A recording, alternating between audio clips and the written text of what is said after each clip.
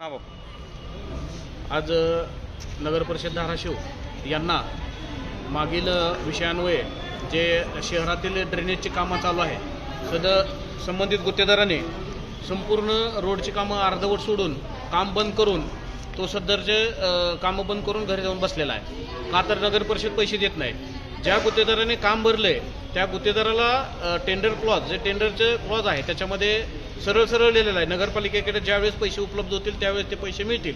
त्या अटी व शर्तीचं पालन करून त्याने हे काम चालू करायला पाहिजे होतं. काल शिरीन कॉलनीमध्ये अर्धवट रस्ता संबंधित ड्रेनेजच्या गुत्तेदाराने सोडल्यामुळे 2-3 महिला त्या ठिकाणी पडलेल्या आहेत, लहान बालकं पडलेले आहेत, नाल्याची कामं अर्धवट सुटलेले आहेत. हायकोर्टाचे ऑर्डर आहे, त्या हायकोर्टाचे ऑर्डर सुद्धा एका महिन्याच्या आत हे सदर कामं सगळी पूर्ण करावी असे असताना सुद्धा आज 4 महिने झाले तरी नगर परिषद प्रशासनानं याकडे लक्ष दिलेलं नाही. आज आम्ही निवेदन दिलेलं आहे. प्रभाग क्रमांक 4 मधील गालिबनगर, रजा कॉलनी, सुलतानपुरा, नारायण कॉलनी या भागातील रस्ते नाल्या तात्काळ करण्यात यावे.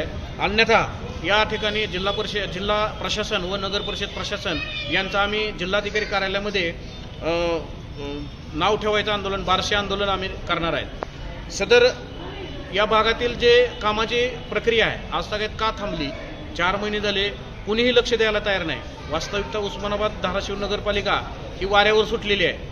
कुणी उतरायचं विधान परिषदेमध्ये प्रश्न न्यायचे, कुणी उठायचं जिल्हा परिषदेमध्ये प्रश्न न्यायचे आणि जनता वाऱ्यावर सुटलेली आहे. या भागातील आज तागायत 40 वर्ष झाले कुठलीही कामं झाली नव्हती. कामं सुरू झाली आणि अर्धवट सोडली. आता याच्यामागं संबंधित जे माजी नगरसेवक आहेत त्यांनी कोणता खोडा घातला. त्यांना माझी विनंती आहे, विकास कामामध्ये आपण आडवं येऊ नका आणि सदरची चालू असलेली कामं बंद करू नका. जर हे कामे 8 दिवसामध्ये येत्यात नाही चालू झाली तर आम्ही हे बारशे आंदोलन करणार.